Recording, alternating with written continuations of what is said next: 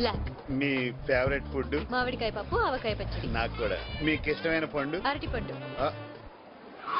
మీ favourite music? Ilaiyaraaja పాటలు. మీ favourite writer? Veturi and Rand. Veturi తెలుసు. ఆయన ఎవరు? ఆయన కాదు, ఆమె. మీ ఫేవరెట్ హీరో? Brad Pitt. పెట్ట అదిగా తెలుగులో? కీర్తి శేషులు ఎన్టీఆర్. మీ ఫేవరెట్ హీరోయిన్? శ్రీదేవి. మీకు? మీరే. మీకు ఇష్టమైన కారు? BMW. BMW? నాకు LBW తెలుసు.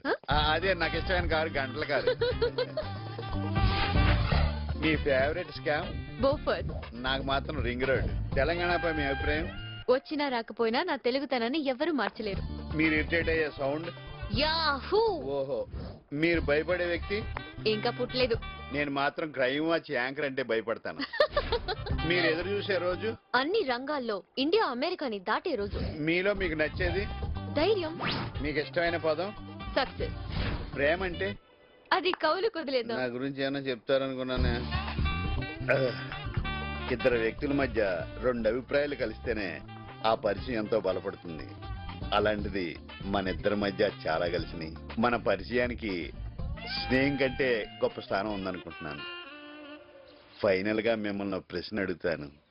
మీరు ఎలాంటి వ్యక్తిని పెళ్లి చేసుకోవాలనుకుంటున్నారు? ఇంగ్లీష్ లో ఒక సేయింగ్ ఉంది. Don't go for looks, it can deceive. Don't go for wealth, it can fade away. Go for somebody who can make you smile, cause only a smile can make a dark day seem brighter. నాకు కొంచెం అర్థమైంది.